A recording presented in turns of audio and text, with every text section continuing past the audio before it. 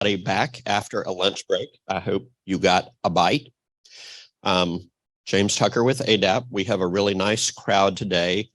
Our afternoon guest, Dave White from the governor's office, was here briefly with us this morning. We're really glad for every time that you can join us, morning, afternoon, other. I know that we've got some folks online.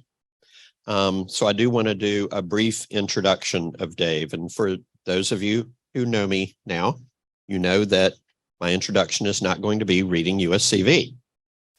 I've known Dave for more than 30 years, going back to a time when he was one of the state's absolutely best reporters, working not for AL.com, but the Birmingham News, when a printed newspaper was a thing.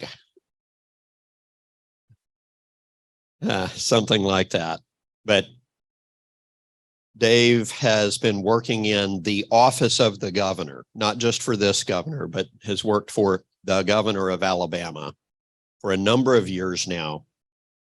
He really is an expert on a range of issues, but the first piece that he was working on in the governor's office was broadly health policy. And if you think about it, whether you're thinking about Blue Cross, as we were discussing this morning, or Medicaid, as we discussed in the morning sessions, healthcare affects all of us, but it especially affects folks in this room, self-advocates, people we care about, people we support acutely. So Dave is an expert. But the thing that I really want to share about Dave is his honesty, straightforwardness, and forthrightness. I would not call Dave a politician. He works with and for politicians. If you ask Dave a question, you're going to get an answer. That doesn't mean it's going to be the answer that you want. But Dave will deal with you honestly, in a straightforward fashion. And if he doesn't know something, he'll work on it. And if it is possible to engage in a problem-solving process, Dave is up for that. And I will share with you that having been in courts for more than 35 years, and sometimes finding challenges there, when I find somebody who will deal with me in that way, it means the world. So in Montgomery, where your word is your bond, your word must be gold. Dave's word is. Dave White. Thank you, sir. That means a lot, Mr. James Tucker. I think coming from you, I feel very. James Tucker, when he tells me something, I believe it because he's an expert and he's honest. He knows his stuff. He's been around the block. One thing that I hope I'm still a reporter in some ways is that I know who to go for information, or that's the mark of a good reporter, right? Finding out who's going to know what you need to know and who's going to tell you and who do you trust? Well, I trust James Tucker and I trust Nancy Anderson. When they tell me something with ADAP, factual, I believe it. Now they may say, well, we'd like you to do this, this, this, and this. And I can say, well, you know, I don't know if my boss is going to go for that. But if they tell me information, I believe it because they're experts and they're honest. I appreciate the invitation to come talk with you guys. If it's okay, what I'd like to do is talk a little bit about just the scope of state government a little bit. And then specifically open it up for questions or talk a little bit about how to get folks' attention. And I think Bill Fuller gave you some good tips earlier today when I was able to sit in because I wanted to hear what he had to say. You know, Bill was chair of Ways and Means when there was only one budget committee in the House of Representatives of Alabama. He was also, wasn't he commissioner of the Department of Human Resources for a while? He's been around the block and he knows how things work from the inside. Why does state government matter? I'll take, comment, raise your hand or just comment something. Why does it matter? Okay, you got 5 million folk in Alabama. And how does it affect your lives? How does the legislature, how does the governor's office, why do we care? Any specifics?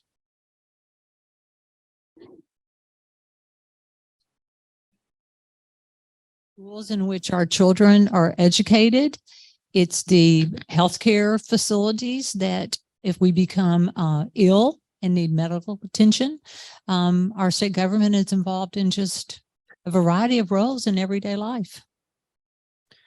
Good. How much money does the government, does the state of Alabama spend each year? Any good guesses?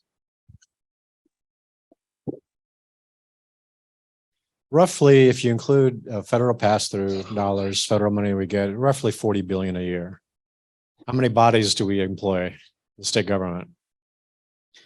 Out of education, it's more than 30,000.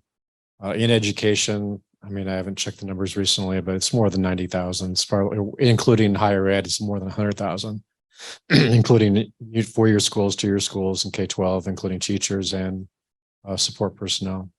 You've got like 300,000 retirees covered by the teachers' employees, teachers' retirement system or the employees' retirement system. Compared to the federal government, 40 billion a year ain't a whole lot of money. What do the feds spend? Pushing 4 trillion now, more than 3 trillion a year.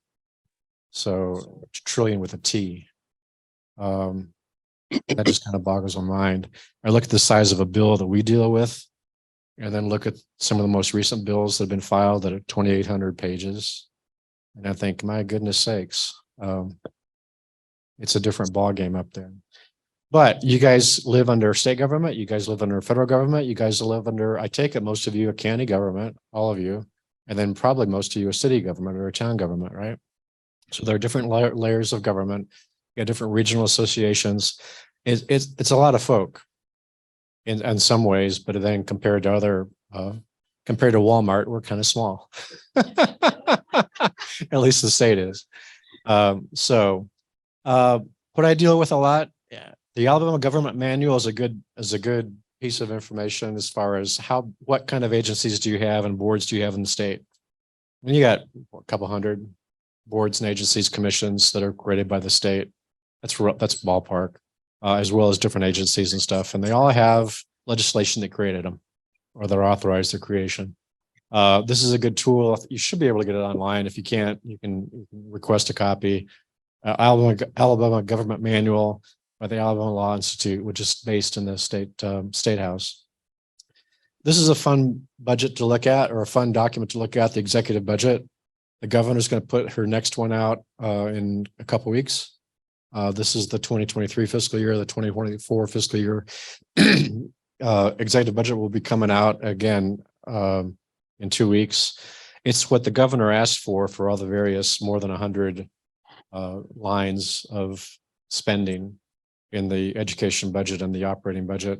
But it also gives you information about the various agencies, what they do, how many bodies they have, what their spending is for various areas. So it's a good primer for finding out, what does state government do? There's an old saying in journalism, follow the money. Well, that's a good rule. One main thing that the governor's involved with, there's an old saying, and the governor's office doesn't like to repeat it, but the reporter in me will say it, it's generally true. On a lot of things, the governor proposes and the legislature disposes. And that's true, especially with the budget. The governor does, by law, is required to present proposed spending each year. Does that mean the legislature has to say, gee, the governor wants it, we're going to give her everything she wants? No. Oftentimes she gets most of what she wants. I mean, or he, generally that's the case. But you've got some instances where that's not the case. And the legislature is free to, if they so chose, they could take it and throw it in the trash and write their own. Now, that doesn't generally happen because the governor can, it helps to cooperate. You can, both sides can help each other a lot. But sometimes there have been instances where the governor and the legislature just did not get along very well. And that's not good. Now the governor and the leaders of the legislature, how much money are we talking about in the ARPA bill? Anybody know what's ARPA? American Rescue Plan Act? How much money are we talking about? Yeah, the right now we're divvying up about 1.06 billion with a B. And in Alabama, that's a lot. As you guys know. And we divvied up 1.06 billion with a B last year. And the governor's called a special session last year and this year. And the quickest you can pass a bill in Alabama, how many days does it take to pass a piece of legislation into law? What's the minimum number? Yeah. 5. So, and if you've got your ducks in a row, you can plan it so that the legislature meets for 5 days and they can pass something into law. But you got how many folks in the legislature? You got 105 House members, you got 35 senators, and you got a lieutenant governor who sometimes votes in case of a tie. And then you got the governor who can veto things and get overridden or not get overridden. So you've got 142 folk who are playing. You got to be, if you leave things to, we'll just throw it out there and see what happens. Sometimes bad things happen or nothing happens. Okay. And sometimes you've just wasted a lot of money calling a special session. In this case, not so much, but in any event, calling them back when they're not in session anyway is going to cost you $500,000 easy. You don't want to waste their time or your time. So generally speaking, you want to talk together and say, okay, here's the plan. Here's what we're going to pass. And what we're debating, the main thing is now is how to spend a $1.06 billion. And if you want to look at it, you can say, okay, here's the plan. If you want to pass it around, that's the plan for spending the money. Now, that doesn't mean it can't be changed. The hospitals are going to get $100 million. They're not happy. They want more. Nursing homes going to get $100 million. They're not happy. They want more. Water and sewer projects are going to get close to $400 million. Well, I'm sure if you've got demand for $3 billion and they got like 270 in the first round and 4 something in this round, some folk aren't going to be happy, right? How many of you guys have kids? Do you ever get it so that the kids never ask for more than what you give them? Well, it's kind of the same deal, right? And God help you if you give one kid something and not the other kids. Well, it's not really a whole lot different sometimes with the legislature and the governor. You know, and if you allot something for this group and this group doesn't get it, they're not going to be happy. So it changes. If you want to pass it around, please do. Anyway, that's what we're dealing with now. And I was not in the negotiations, but I know from the last time they did it and this time they did it, the governor just didn't say, okay, here's what I'm going to do, and I don't care what the legislature thinks.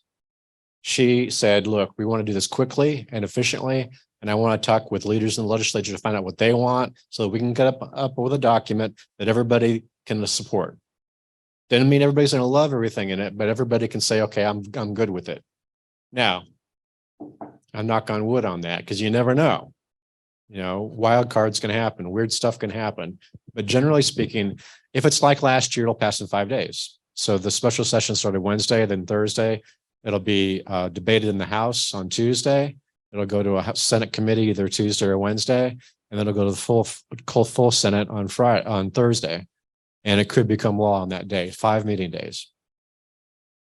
So that's a big thing what we do in the governor's office is look at bills that are filed. And how many bills are filed in a typical year? Any ideas? Give me a guess. That's a good guess. That's a little low for most years, but yeah, in some years it's several thousand. But it's not impossible to follow because a lot of those bills are local bills. They only affect a county or a city specifically. So most of those we can ignore unless they do really weird stuff. And sometimes they do. And then sometimes there are duplicate bills, right? You got a House bill and a Senate bill they're filed. Why is that? Why would you file the same exact language, one in the House, one in the Senate? In case one house, if the House or the Senate blows up in a big filibuster. What's a filibuster?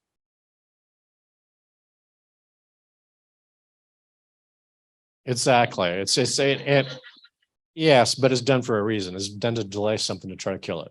So sometimes I've seen cases where delay in the Senate has lasted more than a week. Well, if it's delayed in the Senate, if you've got a House bill, you can at least get it through the House and get ready to go to the Senate if the Senate ever stops their fussing. And occasionally it can go the other way. So you may have a couple thousand bills, but you can whack off half of them because they're local. You can whack off maybe a few more because they're redundant. their companion bills. And then you look at the ones that you got left and say, okay, what do we care? Or what does the governor's office care about? And we're trying to look for stuff that either is a really good idea or stuff that we think is a really, really bad idea that we can maybe make less bad or try and stop. We can't stop ourselves. We need allies across the street. The governor can veto a bill, but the governor's veto power isn't as great as the president's. What does it take to override a president's veto? Remember from civics? Two-thirds vote of those voting. What's it take to override a governor's veto? It only takes a half of those elected. So you got 35 senators. It only takes 18 senators to override a veto in the Senate. You got 105 House members elected. It only takes 53 House members to override a governor's veto. So the governor's power of veto is not as strong as the president's.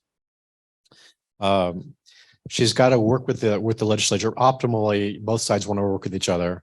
And she does have some power, especially toward the end of a session, to try to stop stuff she doesn't like, which is why it behooves everybody to kind of try to see if you can find a middle ground. All right. What's the one thing the legislature must do every year under the Constitution? The only thing it has to do every year. Pass budgets. We're one of the few states that has more than one. Most states just have one budget, covers everything. We've got two. One is the education budget and one is the everything else budget called the operating budget. I made a copy of the operating budget and the spreadsheets for this fiscal year. If you guys want to pass them around and look at it.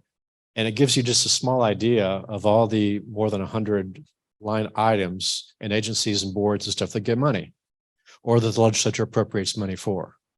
So there's a lot of stuff.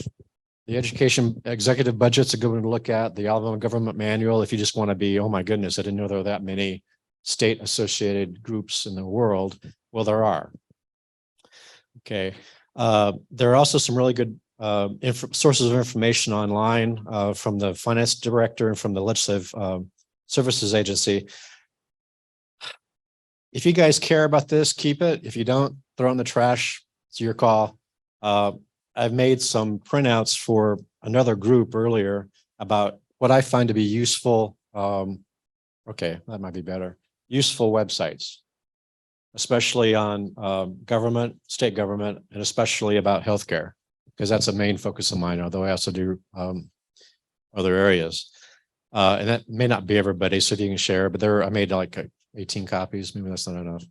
In any event, just take a look at the listing. It'll give you an idea of, gee, there's a lot out there. And it can be overwhelming if you let it. And that's why most people specialize. That's I presume why, well, anyway, that's a lot of times if you're going to be effective in the legislature, you can't be an expert on everything. One guy I knew was in the House and he had to read every bill and vote in person on every time he voted instead of asking somebody to vote for him on a bill that he knew about. Well, that poor guy, you just can't be an expert on everything. Maybe there were some geniuses 2,000 years ago when there was less to know, but not a whole lot now. So you got to specialize, but also it helps with online. You can come up to speed and at least find some information from reputable sources. And that's a key one too. Is it a decent source or is it not? These are folks that I found useful and reputable in the past, and they can also be a good primer for how government works. So the governor's office, you deal with what kind of things impinge on real voters, real people. Real residents, and that is who we're supposed to be created to help, right? What happens in the world affects us. Why does the Ukraine war, Russian invasion of Ukraine matter? So what?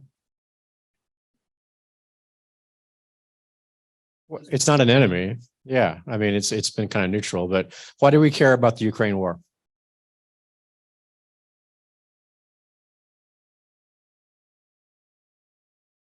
You're absolutely right. It affects natural gas prices because Russia's a source and we've cut off some gas purchases because of that. It definitely affects food because Ukraine and Russia both are big exporters. And if this deal isn't renewed that Turkey helped broker, a lot of folk are going to go hungry and maybe starve. And certainly at a minimum, prices of grain is going to go up, right? So that matters. Things that worldwide stuff matters. Train derailments, do they matter? Yeah, something happens in Ohio and it matters. A tornado comes through and it matters that whether FEMA works or not for the federal level and whether the emergency management agency on our state works on that level, right? So stuff happens somewhere around the world or in another state. If Ron DeSantis proposes some bills in Florida, does that matter? It matters because we're next door. It sets precedent, and also folk may say, gee, in the legislature, maybe we should have a similar bill. Does this, what the US Supreme Court does, it matters, right? Most recently, the case on Roe and the 71 case that was 71, 73, 72 that created it was mattered also. So it matters a lot. How you spend your money matters a lot. Who's taxed and isn't taxed matters a lot. But just our state doesn't state government by itself is just a part of it, but what the feds do and what kind of money they give us and what kind of laws they pass, federal law takes precedence. Constitution says so, supremacy clause, right? Which is why our US senators and US reps matter. Richard Shelby just left. Why is that important? Money. He brought billions of dollars to the state, billions. We don't have him anymore. Are we going to get as much pork? No, we won't call it that. Good government spending? No, not for a long time. Maybe, Katie Britt's old, young enough to be there for 40 years. And maybe if she is, she'll have that kind of clout. Maybe it'll be sooner, but it all matters. All right, international relations affect us. Where we export stuff, where we get it from, the Port of Mobile and where it ships stuff, our coal and our cars are sent out. The governor also sees ambassadors every once in a while. They'll come through and for whatever reason, want to come and talk to us and say hi. And we'll exchange gifts, and it can't be above a certain amount. And then everybody goes their way. Or there are sections, larger countries have like I'm not a bureau, but anyway, they'll have small embassy offices in other places like Atlanta, and sometimes those folk will come through and talk. So she recently talked to the ambassador from Qatar, and a few years ago, I was involved in the president of Malawi coming in through and saying hi. So you never know what's going to come up. Koreans, sometimes leaders in Korea come through. The party matters. Why does the Republican Party, the Democratic Party matter? Because sometimes they take positions that could get people in the legislature and the governor to maybe say, at least not listen to anyway. All right. You've got county commissions, you've got mayors, you've got city councils, you've got different regional groups, you've got the cabinet. One thing the governor does is there are about 20 cabinet agencies.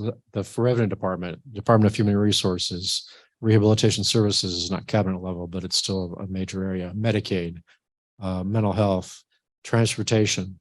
Those are big areas, and most of the leaders are appointed by the governor, but not all. And do they always get along, or do they always agree? No. So you got to thread the needle on that. Lobbyists. How many lobbyists are there registered for the Alabama legislature? Anybody got a good guess? 600. Yeah, the last I checked a few years ago was like 750. You can go on the Ethics Commission site and see that and see who they represent. Associations, there are a lot of them. Who's heard of the Alabama Education Association? Or a guy named Paul Hubbard? He was one of the most powerful. Of course, he hasn't been around since, as executive secretary since 2011, but he was powerful. 2010. And National Federation of Independent Business, Business Council of Alabama. Some corporations by themselves are powerful, banks, utilities, insurance companies. Why are they powerful?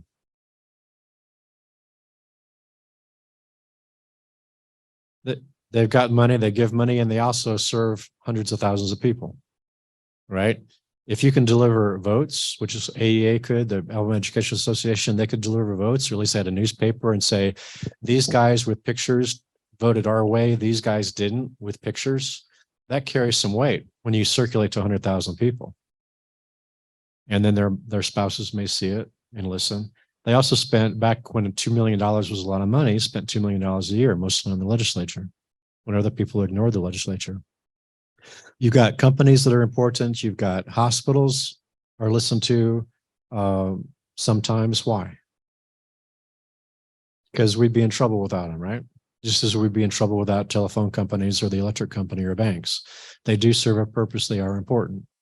And they, other voices, you do have groups such as, how many folk are familiar with Alabama RISE? Okay. Generally they represent folk who don't have as much money as the people represented by the Business Council of Alabama. Alabama Disabilities Advocacy Program. Anybody ever heard of them? They get federal money to represent folks with disabilities and make sure that the state does well by them and the federal requirements that exist under law. How about each of you? Do you matter? Okay, you do matter. You've got loved ones. But you can also, how can you also matter to other folk as far as church? How many folk go to church? You're in different groups. You're in different, how many are in other clubs or associations outside of church? Okay, so you matter in those areas. We all got family and friends and networks. Can one person make a difference in the legislature? If you're Bill Gates, yeah, it's pretty easy, right? Now, it's not as easy if you're not Bill Gates. And so what do? Well, one thing you do is, generally speaking, not always, but generally speaking, having more than one person involved is a good thing. If you can get folk with like-minded who have a goal together on the same page, that sometimes carries more weight. But even one person, if you have a position on something, the recommendation I made to people as a reporter and the recommendation I make to people as a bureaucrat is the same, whether you're this side of the scale, this side of the scale, I don't care. If you have a position that you think you want to make known, first of all, if you don't ask, you don't get, right? If you don't comment, you're not heard, right? So you want to find a way to, okay, how does that done? Well, tell me, how do you? If you want to communicate with somebody, what do you do?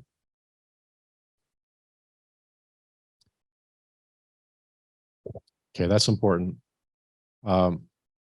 Yes, but you can phone them, you can shoot an email, you can text, you can write a letter. Anybody remember what those are? You can do all kinds of things. The thing I told folk as a reporter and still now is that if you want to make a suggestion on a piece of legislation or get something done for an appropriation or a bill or whatever it is, write it yourself. Don't use a form letter. You can adapt, you take from one if you want to. I mean, if James Tucker writes something, I'm going to pay attention because he knows his stuff. But if I'm going to copy James Tucker and somebody gets 100 copies of James Tucker, are they going to care after the 5th or 6th one? No, they want it in your language. And it's better if they get it from someone in their district. His or her district. If you live in Mobile and you write a letter to a state rep in Huntsville, is that state rep in Huntsville really going to care? Unless you're named Bill Gates or you're related to him, no. So focus on your local rep and local senator. How do you find out who that is?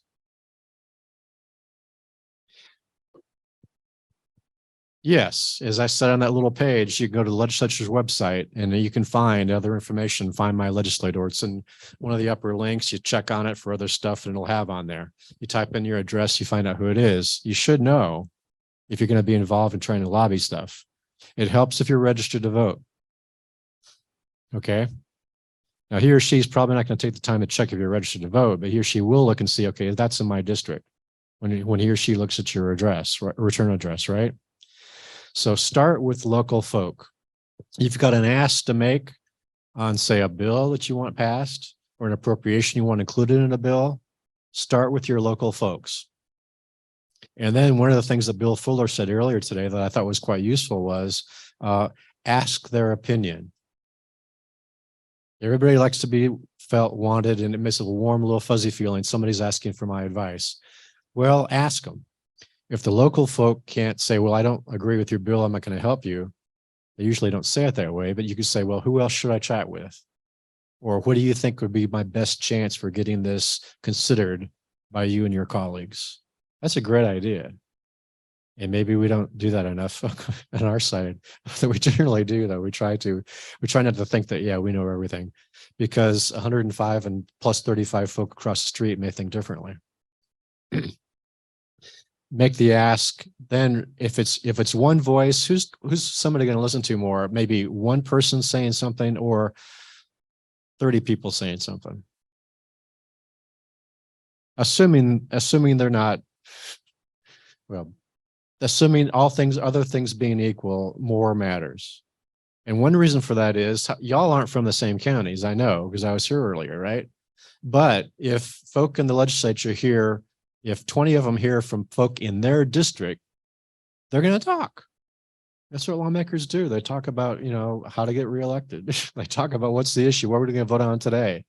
Who's offering the best food at a reception tonight. I'm kidding, kind of. But in any event, if you can organize it so that you've got members in each district, 35 Senate members, only 5 House members, are pretty darn close to it, that matters. If lawmakers here, an individual lawmaker hears from 5 different folk, and it's not just some form letter, he or she's gonna pay attention. Trust me on that.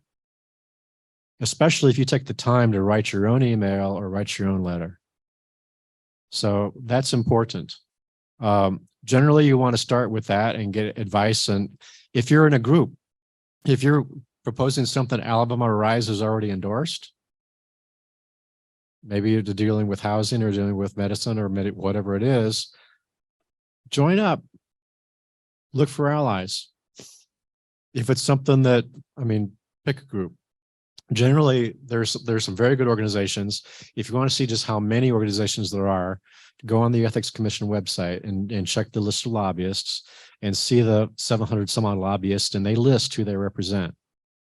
Now, some of them, the biggest ones, represent dozens of companies, and they are huge.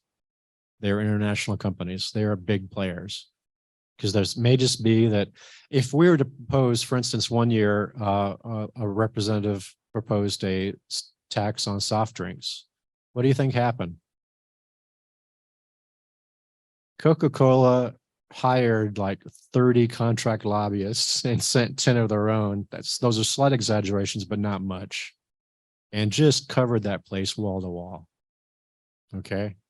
There was a committee, part of the state, Council of State Governments, was looking at proposals for reforming food stamps, SNAP. And one of the subcommittees had actually proposed maybe we should limit candy and soft drinks and say maybe we shouldn't do that. Well, what do you think happened? Everybody on that committee got a phone call from somebody with Hershey or Coca-Cola or something else that said, what are you doing? Right? So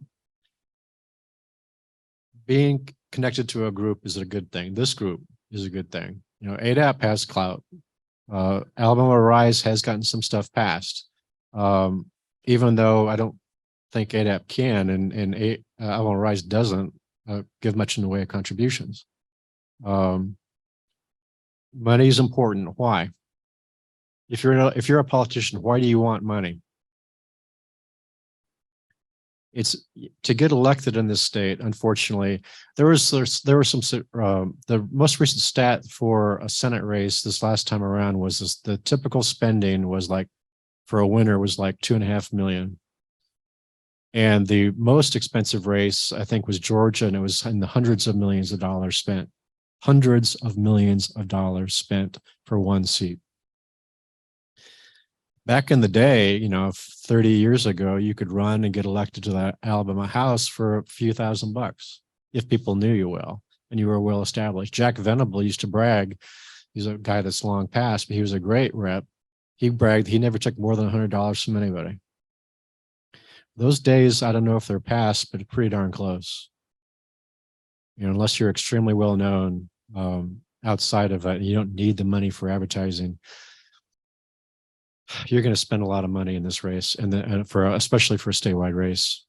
All right, so, but it doesn't have to take money. There have also been some bills that have passed. Sometimes takes several years, but sometimes they'll listen to folk who don't have any money. An example of that was, you'd say, duh, it's obvious, but sometimes the bills that look obvious don't always pass.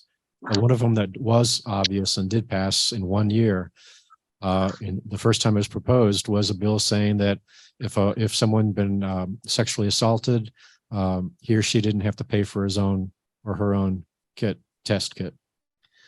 To think that that was even required or the case for a while just kind of boggles the mind. But the legislature said, gee, that's not a good thing, and changed it in one session very quickly. That's the exception, folks, not the rule.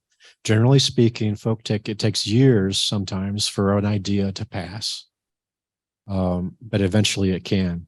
I've rambled on probably way too long, but wanted to say that one thing that's important is if someone you don't know from Adam comes up to you and says, James, I want $100. I've got a bill I can't pay. His reaction may be different than if someone he went to high school with, and he's kept in touch every year with their Christmas cards. And if he says, James, I'm really in trouble. I need $100. Or I know in my case, if it's someone I don't know and they say, give me $100, and they'll say, why? I'm probably not going to get it. If it's an old buddy of mine from way back, it could be more than that. And I'm going to drop what I'm doing and help, right? Do you guys have friends that you'd actually give money to? But you know them, right? You keep in contact. And you know a little bit more than just, oh, that's somebody with some money. So as Bill said, build relationships. It takes time. Doesn't take necessarily money. Votes are important too, or just showing up at an event. If a state rep or senator's got a fundraiser somewhere, or just a gathering to talk to people at a town hall meeting, if you show up, they'll know that you care enough to make them not look. There's nothing more embarrassing than that, call a meeting and have no one show up, right? So you can do them a favor by showing up. Of course, you're going to be businesslike and polite and make your ask if you need to, but don't always show up just if you have an ask. Try to find out who these people are. What's one way to do it? Bill mentioned it earlier today. Find out about who they are. One way to do it is if you still have a newspaper in your home or a wire service or AL.com that covers people, read and see what the coverage says about the person and who he or she is. Yeah, websites can be kind of misleading, or campaign websites, but see what the reporters write. Which is why I think it's hugely important to try to get your local paper to cover elections, especially for folk we don't know, like running for county office, for instance, or sometimes a state rep or state senator. Following up is important. Don't give up if the first time doesn't work. And I've gone way over my time, so I'll stop. And if you care to ask a question or make a comment, please do. Okay. Let me leave it at that and leave it to you guys to see if any of that made sense, or if I need to clarify, or if you have another question or comment. But be patient. Also, well, while I'm at it, I'm a reporter, right? You want to be clear and you want to be concise. Don't write me a 10-page letter. I don't care. I really don't care. Make it 1 page max. If you can. If you can't, 1.5, but make it tight. And don't forget to make an ask or request. I never heard that term until I went to work in the governor's office, but in the governor's office, they'll say, what's the ask? What's the request? Don't forget to make the request if you have one. Some folk do, they'll ramble on about, oh, we need this, and this is a problem. And they never ask us to do anything. Well, am I going to do something if they don't ask? Make sure you make the ask, be clear, be concise. Make sure you spell your names right. Make sure you spell everything right. No grammatical errors, no errors in fact. Be polite, be businesslike, as short as you can make it, but don't forget to make your case. Why should I listen to you? Yeah, you're a voter, but so what?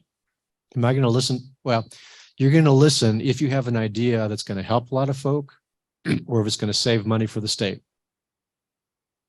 If you got an idea that you can actually serve people better and save money, they're going to listen to you because money's important and it's a finite thing. Even in years when we've got ARPA dollars and surpluses in the education trust fund of more than a couple $1 billion, that's abnormal, folks. And you can go online on the LSA site and read the comments from Kirk Fulford, the legislative fiscal officer, and from the finance director, Bill Poole, and see just how unusual it is. This year's never happens. There will be times where we don't have any money to give folks, and we'll have to be cutting folks. So it's unusual. Make an ask, be clear, be concise, be businesslike, be polite, know your facts. Don't even think about exaggerating anything. And then, as I said, one letter from one person in one district is fine. 105 letters from 105 folk in 105 districts is better. Don't copy the same message, but in each person's words say, here's my ask. I guarantee you they will talk about it at lunch. Those are maybe the most important things I can get across. Don't be alone. Most folk going to get more done if you're affiliated with other groups of like-minded people who are united in this one area. And don't ask for the world. Be specific. If you ask for world peace, well, okay, but give me an example of how to get there. Give me one little piece of it, okay? If you ask for truth and justice, well, yeah, we want that, but give me an example of how we can improve things one little bit at a time. And then if there are groups that you think are wonderful, ADAP's a great resource. If for folk with disabilities and representing them, they know their stuff. Alabama Rise has accomplished some things. They did raise the threshold for income tax, largely their effort in 2006, but they had help because there were some lawmakers that really cared about it and cared about it. And there are folk in there that you find out who sponsored what. You can go on that website, the legislature.state.alabama.us, and find out who sponsored what bills when for the last 15 years. I think I've covered the things I thought were most important. Be happy to take a question or comment if you wish.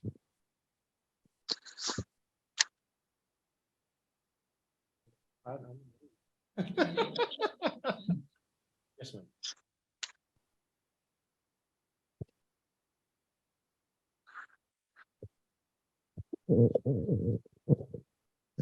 Thank you for your time and for coming. This is Maria.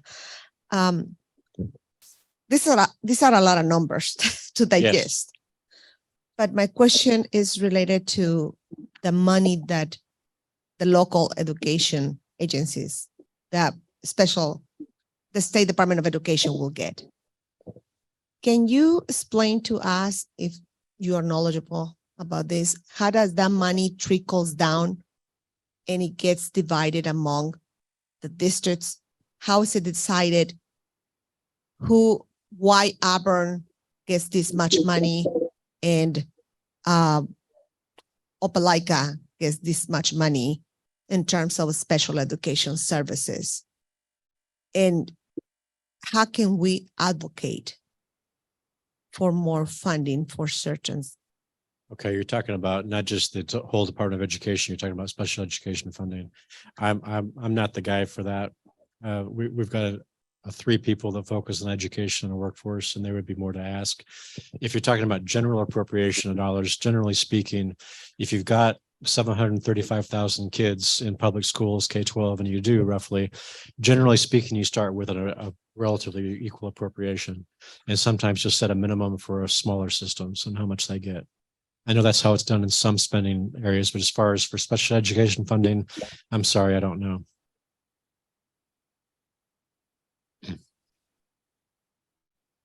For special education spending, I don't know. For the allocation for, a lot of times it'll depend on teacher units, and they get so much money for teacher unit. So they've got for state funded teacher units. So they'll be certain we want to have, this is the target for how many teachers we have per kid. And then we're going to allot this much money for the teachers at various experience levels. And so that's one way where it's pretty much across the board the same. What's not the same is that some school systems, Mountain Brook, Homewood, spend a lot more money, local dollars, than especially a lot of county systems. And so that's where there's a difference. And there's been a difference for a long, long time. As far as state funding level, they try to keep it for things fairly even. But again, I haven't focused on education since I was a reporter. It's been a while. So take that with a grain of salt. But if you see how it's split up, but generally they're going to pay the same amount, base salary amount per teacher for experience levels. And the teachers are allotted by spaces, are allotted by population of students. So that's going to be generally a safe way to say, generally speaking, that's treating everybody equal, the kids equally, right? That it's so much per teacher for certain experience level and this many teachers per kid. What's not equal is the local taxes. I wanted to ask you guys, do you guys deal with the Department of Mental Health or the Department of Rehabilitation Services? I would like to hear before my time is up what you guys think of those agencies. That's a loaded, oh my God, that's loaded. That is loaded question. And knowing this is a something of a public meeting, but I would like to just get your general observations if that's possible. I will pass the mic, but again, that's a big question. So we're going to keep answers because everybody wants to talk on that one. Well, I can actually say that my experience with Voc Rehab has been positive. My son has been receiving Voc services since he was 14 because I homeschooled him. And in that time, he has participated in 2 job exploration training skills programs.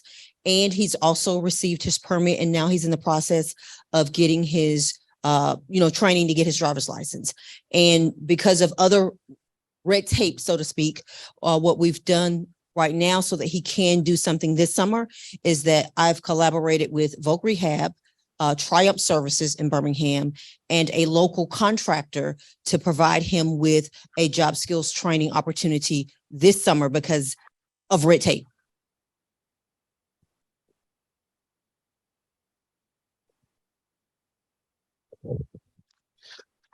This is Niles Valentine from Mobile County, and I will just say that it's a very dodgy myriad reactions, a spectrum of what you're going to get from them. Honestly, it all depends on who you deal with. Voc Rehab. It honestly depends on who you get, and unfortunately, you don't really know what kind of service you're going to get from them until you're in the office and they've pretty much done you wrong already. You can't really go back and undo it.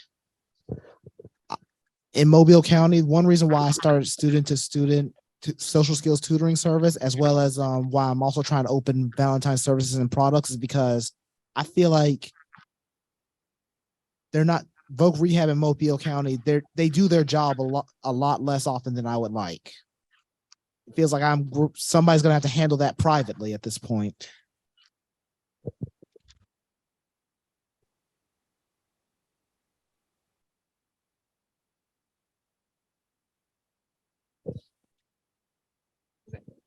Hey, it's Paige.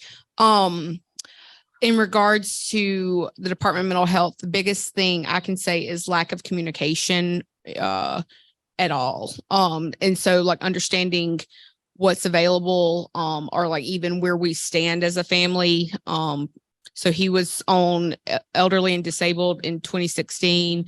We got him on what I thought was ID in 2018 after our mother died. And like, he's been on like a totally different waiver this whole time. And then when I speak to the lawyers, and just get random advice that are things I'm facing with the waiver program with their perception of what's available through the law is way different than what the caseworkers and what Medicaid I'm sorry, not Medicaid, the Department of Mental Health communicates out our offer. That's true. Yeah. So, and like, we're never engaged like electronically, like no email, phone, text, tweets, Facebook, like, there's just a general lack of communication. And then for Department of Rehab Services, the only thing we've ever tried to do with them is I needed some guidance on like adapting our home, and just never got follow-up was the thing. They were eager and it spoke to us, but then in Jefferson County, we never got a return call once the initial call was made with me.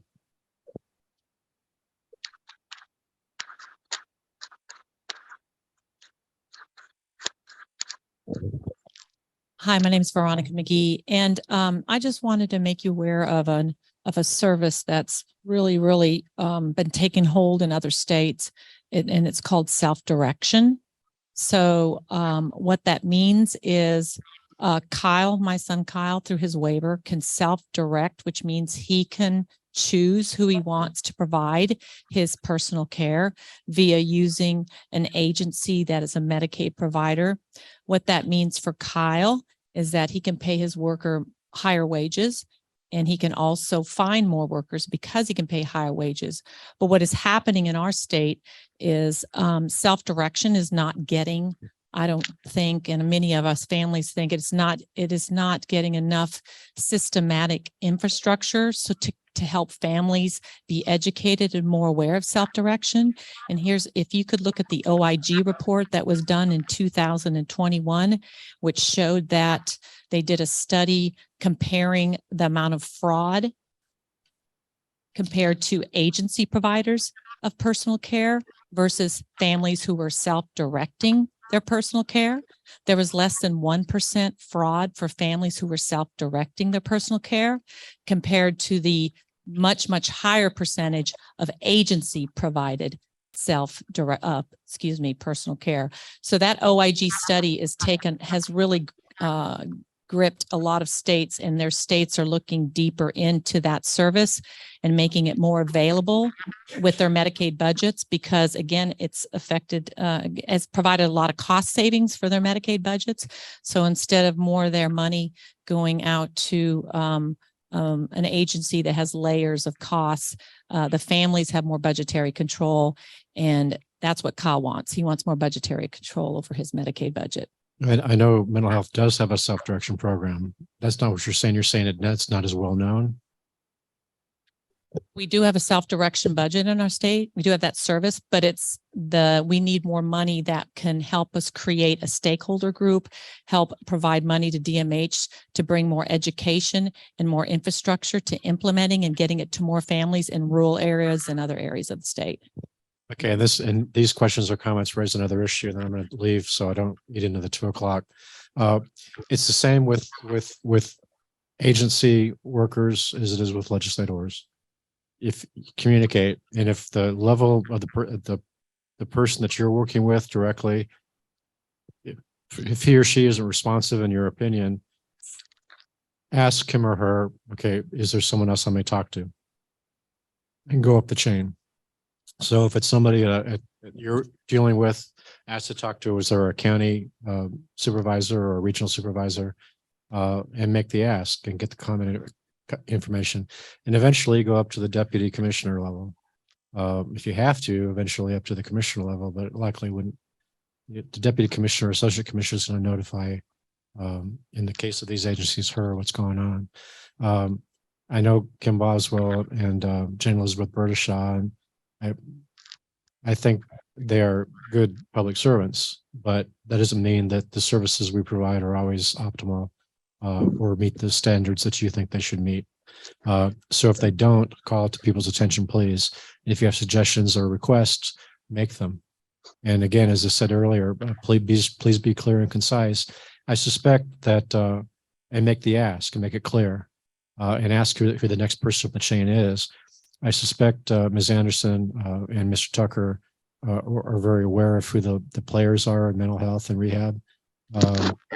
But I would ask the person that served you initially for where to go, and then ask them. And in the unlikely event that they don't have a good answer, let me know.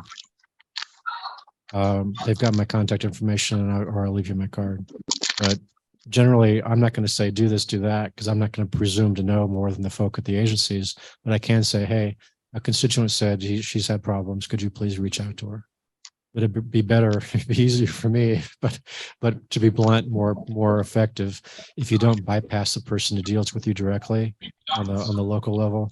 Try and go the next step up and ask their opinion. How can I do this, and who should I go to next if I'd like more information to make a suggestion?